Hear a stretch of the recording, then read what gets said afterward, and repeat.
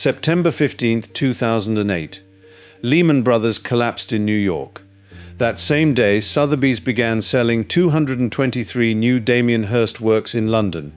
By the end, £111 million, nearly $200 million, a world record, set as Lehman Brothers collapsed. But that's not the story. This is. This agreement was signed months before Lehman collapsed. And two galleries that helped build Hirst's market aren't mentioned anywhere on it. No White Cube, no Gagosian. Why? This is receipt 4. The agreement lists 223 works, all new, all from Hirst's studio, and all consigned directly to Sotheby's, two institutions that helped build the market behind that number, not mentioned once. Today, we're going to read the document that arranged the most successful single artist auction ever held at the time, and find out what the receipt shows and what it couldn't. Look at the document. 2 fields, both blank. Those fields identify the representatives involved in the transaction. And this was not a secondary sale, older works passing through the market. This was primary, new work, from Hirst's studio, consigned directly to Sotheby's, bypassing the galleries that represented him. So who was missing? White Cube had helped build Hirst's market since the 1990s. Gagosian had taken it global. Together, they were two of the institutions behind Hirst's commercial rise, and neither name appears on this agreement. By going directly to Sotheby's, Hirst also bypassed gallery commissions. The consignment agreement is the document of that decision. 223 new works. Direct to Sotheby's. Direct-to-auction primary sales were unusual at this scale, particularly for a living artist with active gallery relationships on both sides of the Atlantic, and the two institutions that helped create that market weren't in the room. And then the document became a sale. The evening sale opened at Sotheby's Bond Street at 7 p.m. Outside, the financial news was still moving. In New York, the Dow Jones Industrial Average closed down 504 points, the largest single-day point drop since September 11, 2001. Lehman's filing was the dominant story in every financial broadcast on the planet. Inside the room, bidding began. Lot 13, the golden calf, a full-sized bull, real gold horns, real gold hooves, suspended in a vitrine of formaldehyde. It sold for £10,346,500. Lot 26, the kingdom, a tiger shark, jaws open, suspended in formaldehyde, £9,600,000. By 10 p.m., 56 lots, 56 sold. £70.5 million. Final figure, £111,464,800. At exchange rates that week, approximately $198 million, a world record for the most expensive single artist auction ever held, set on September 15 and 16, 2008. The art market, it appeared, was immune to what was happening in New York, but look at who was in the room. Joplin and Gagosian weren't on the consignment agreement.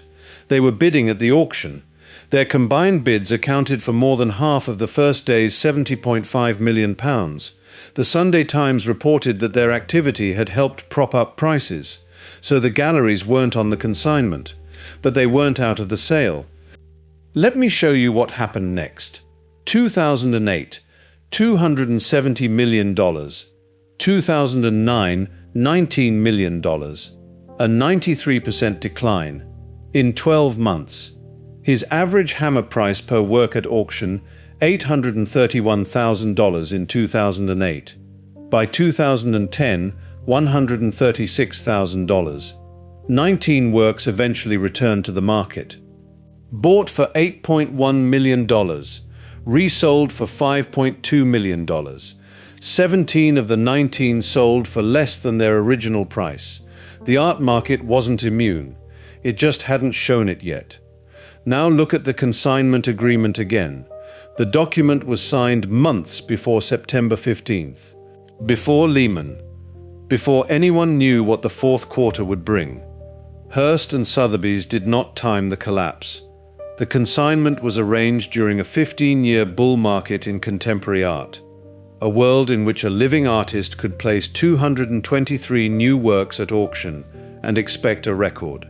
That world ended approximately 12 months after the gavel fell. The consignment agreement, signed in a moment of confidence, executed in a moment of historical coincidence, captured a defining moment in that era. Not because Hirst designed it that way, not because Sotheby's priced it to the edge, but because markets have peaks. And documents, signed in the days before those peaks, sometimes record them without knowing it. This was one. The evidence is in. What the $198 million auction didn't show, a consignment agreement signed months before September 15. Two galleries, White Cube and Gagosian, absent from the document entirely. And a market that would fall 93% in the 12 months that followed. The auction was real, the record was real, the consignment agreement was real. What none of those documents could show was that they were capturing a market at its peak, not because anyone arranged it that way, but because confidence has two clocks. Wall Street's clock hit midnight on September 15th. The art market's clock was still ticking. Beautiful Inside My Head Forever became one of the defining transactions before the two clocks matched. The receipt didn't document a triumph.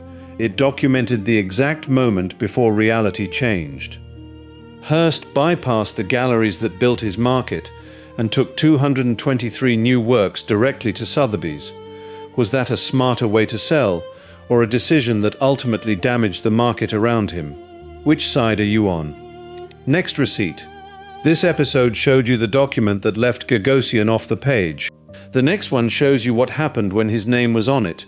6 transactions, $260 million. None of it appeared in the public record. That is receipt 5. If you want to follow that document, subscribe now so you don't miss it.